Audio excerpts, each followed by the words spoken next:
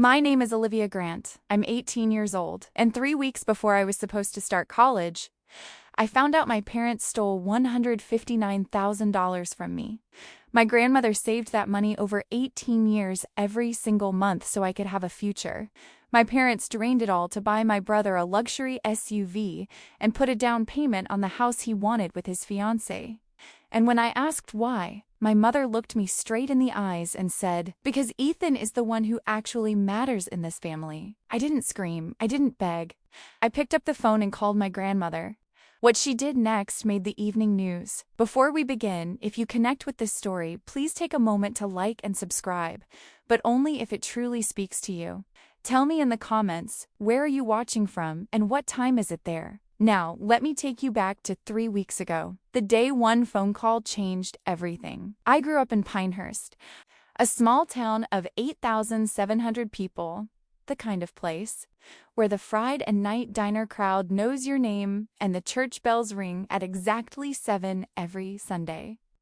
Our house sat on Willow Street, a modest brick ranch with a sagging porch swing and a basketball hoop Ethan stopped using years ago.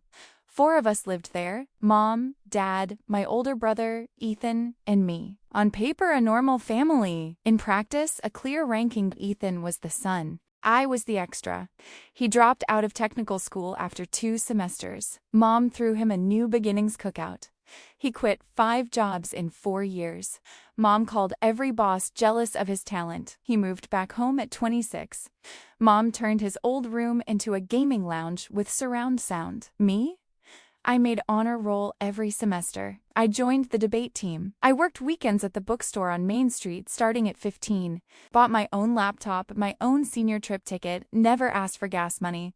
And every time I brought something home, a debate trophy, a grade report, an acceptance letter, Mom would glance up and say, "That's nice, Olivia." I remember one evening specifically, senior year, I walked in with my college acceptance packet, full ride to the honors program at State. Mom was on the phone with Ethan. She waved me off, pointed at the counter. The packet sat there for 10 days, unopened. Dad sat at the head of the table most nights, quiet, eyes on his plate. He never said I didn't matter. He just never said I did. The only person who ever made me feel seen was my grandmother, Grandma Vivian. She told me when I was 10, "This money is yours, sweetheart. Every dime I put in is for your future, no one else's." I never doubted her, not once. I didn't know Mom had started draining the account the previous September. Let me tell you about my brother Ethan Grant. 26, tall, easy grin, the kind of guy who walks into a room and everyone offers to buy him a drink. He got that from Mom the charm. What he didn't get was follow through. He tried mechanic school, quit, tried sales, fired. Tried launching a custom tattoo shop, which mostly meant scrolling Instagram in the garage while bills piled up. Every time, Mom had an excuse. The economy isn't built for creatives like Ethan. His boss was intimidated. He just needs the right break. And every time, I succeeded. Mom had an explanation for that too. Girls have it easier. Olivia's just book smart, not street smart like Ethan. She doesn't carry the same weight. Thanksgiving last year, I got accepted to my top 3 schools. I waited for Mom to bring it up at dinner. She didn't. Instead, she raised her glass and said, "To Ethan, finally getting his life together with his fiancée. I believe in him with my whole heart." The table clapped. Nobody mentioned my acceptances. Not one person. Dad stared at his mashed potatoes like they held secrets. After dinner, my phone rang. Grandma Vivian. She wasn't at Thanksgiving, bad arthritis, but somehow she knew. Her voice was quiet but firm. "Olivia, keep every single envelope I've ever sent you. Promise me." I promised. I wish I'd asked why. 3 weeks before move-in day, a Thursday in July, I'm at the kitchen counter with my laptop, finalizing everything. Housing deposit paid from my bookstore savings. Meal plan picked. Tuition ready to wire from the college fund. I call the bank to confirm the routing. Routine. I've rehearsed this call for months. The woman on the line asks for my info. I give it. Silence. Not a pause. Silence. The kind where you hear someone choosing their words carefully. "Miss Grant, I'm showing a current balance of $289.14. I laugh. Obviously a mistake. I ask her to check again. More keyboard clicks. Ma'am, there have been multiple withdrawals over the past 10 months. Amounts from $7,000 to $13,000. Authorized by the custodian Mr. Paul Grant. Your father. The kitchen goes still. I can hear the fridge humming. Through the window, I see Ethan's shiny new luxury SUV in the driveway, the one Mom said was a smart investment for his future family. My hands don't shake. They should, but they don't. Everything just stops. I set the phone down gently. I walk into the living room. Mom's on the couch, feet up, scrolling her phone, iced tea sweating on the table. Mom, where is my college fund? She doesn't even flinch. She mutes the TV, turns to me like I asked about dinner. We used it for your brother. He needed the SUV and a house down payment to start fresh with his fiancée. You'll figure it out, you always do. The room tilts. That load-bearing wall inside me cracks. That was my money. Grandma Vivian saved it for me. She smiles patient, like, I'm slow. Your grandmother can save whatever she wants. I'm your mother. I decide what's best for this family. It was a custodial account, legally mine. She stands, steps close enough that I smell her perfume. You want to talk legal? Sue me. But remember who fed you, who kept a roof over your head. She tilts her head. Ethan needed stability, a real start for his future wife. You? She waves her hand like swatting a fly. You'll land on your feet. You always do. Then the sentence that will live in my bones forever. He's the one who actually matters in this family. She says it like a fact. Sky is blue, water is wet. Your brother matters more. She unmutes the TV and sits back down. I close my bedroom door, sit on the edge of the bed, hands steady, breathing even. But the math is already running. $4,800 housing deposit due in 8 days. If I miss it, I lose my spot. I have $591 in my checking account, 4 months of bookstore wages. Not enough. Student loans need a cosigner. Dad won't go against Mom. Financial aid appealed too slow. Begging? I already know what she'd say. Figure it out, Olivia. You always do. They stole because they knew I wouldn't fall apart. They counted on my strength as permission. I find Dad in the garage. He's tinkering with an old lawnmower. Radio low. He doesn't look up. Did you sign the withdrawal forms? Long silence. Then a nod. Why? Your mother said it was best for the family. For the family? Or for Ethan? He finally looks at me. Eyes red. Ethan's your brother. We're all family. The money. It'll come back around. I repeat it. $159,000 will just come back around. He picks up his wrench like an anchor. Doesn't answer. I leave the garage, walk past the counter where my acceptance packet sat unopened, past the living room where Mom's show is still playing. I go to my room and call Grandma Vivian. She picks up on the first ring. Olivia, honey, everything okay? I tell her everything.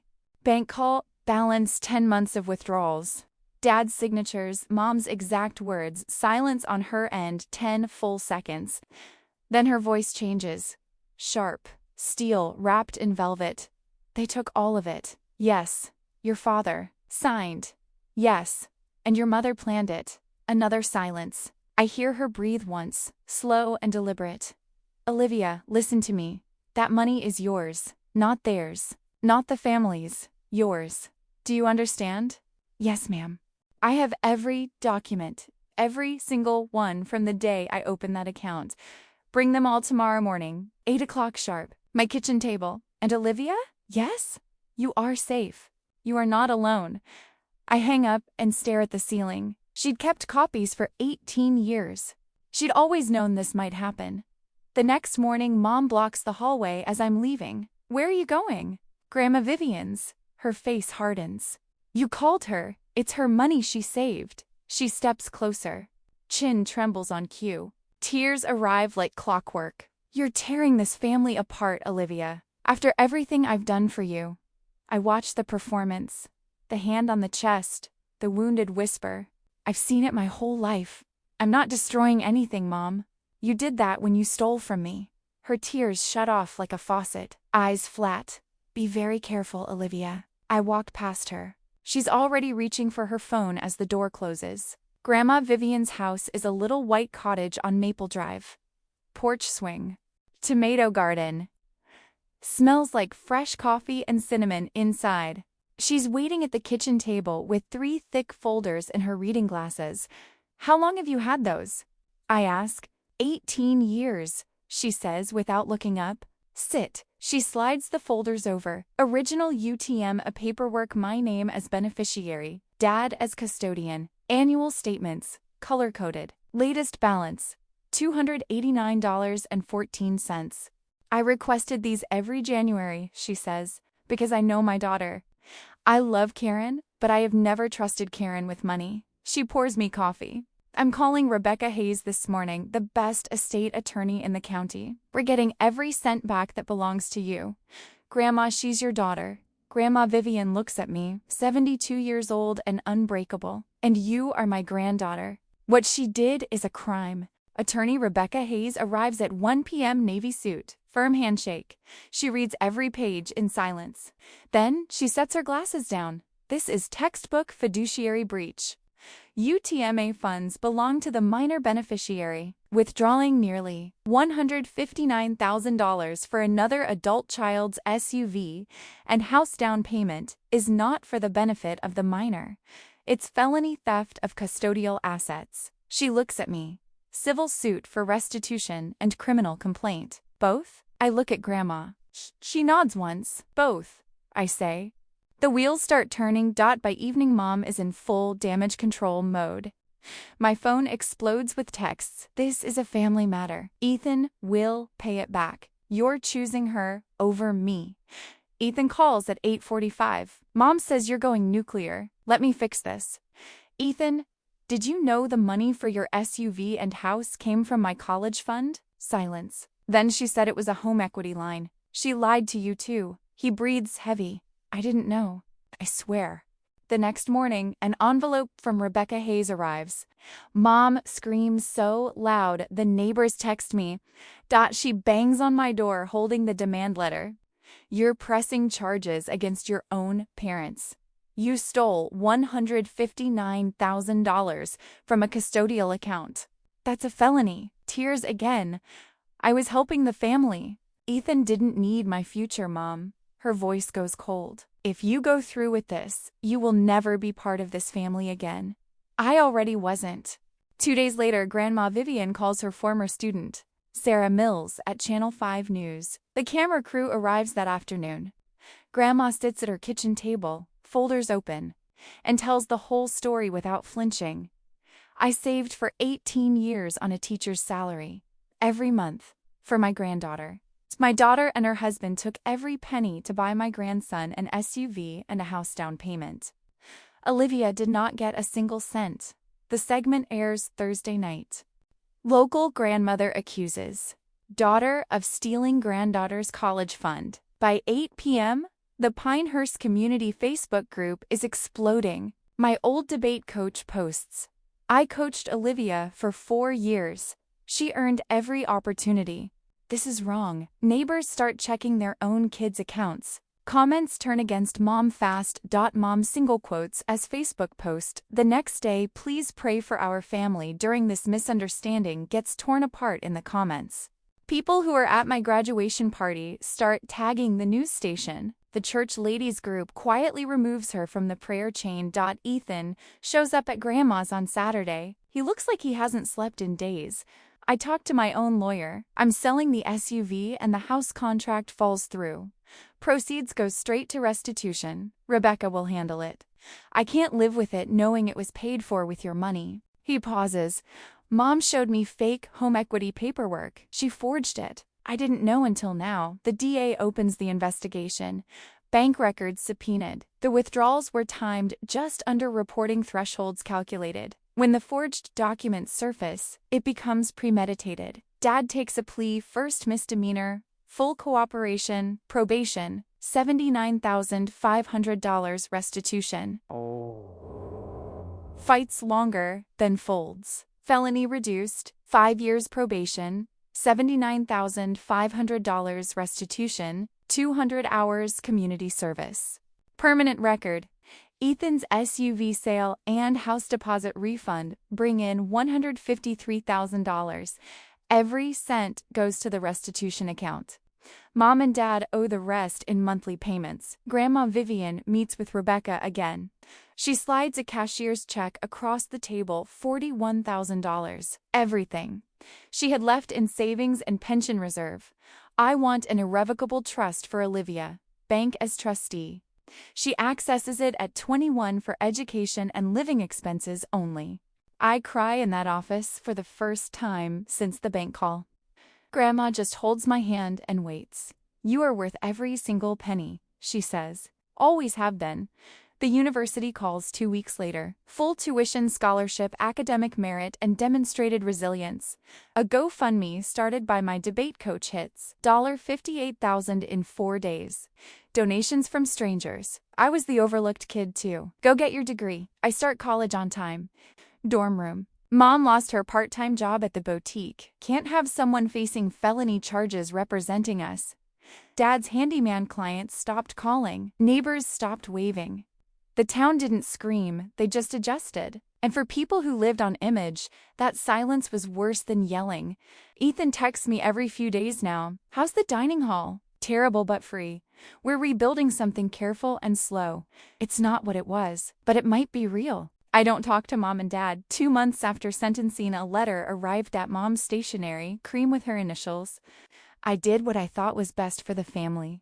I hope one day you understand. No, I'm sorry. Not once. I folded it and put it in a drawer. Maybe one day I'll answer. Maybe I won't. The choice is mine now. I look out my dorm window at students crossing the quad. My future is in my own hands for the first time. I call Grandma Vivian every Sunday at 7. She still has the white cottage, the tomato garden, the porch swing that needs new chains. I told her I'd fix them over break. She laughed and said, I'll believe it when I see it. The blue folders are still in her kitchen drawer. Just in case, she says. I don't argue. If you're sitting somewhere right now, staring at a bank statement that doesn't make sense, wondering if you're crazy, wondering if it's worth the fight, hear me. Setting a boundary is not betrayal. It's building a door that only opens from your side. You get to decide who walks through. Silence isn't strength, it's permission, and I will never give permission again. If this story made you feel something, please hit subscribe and tap that notification bell. And if you've ever been the quiet one, the overlooked one, the one who kept the peace at the cost of your own future, drop your story in the comments. I read every single one.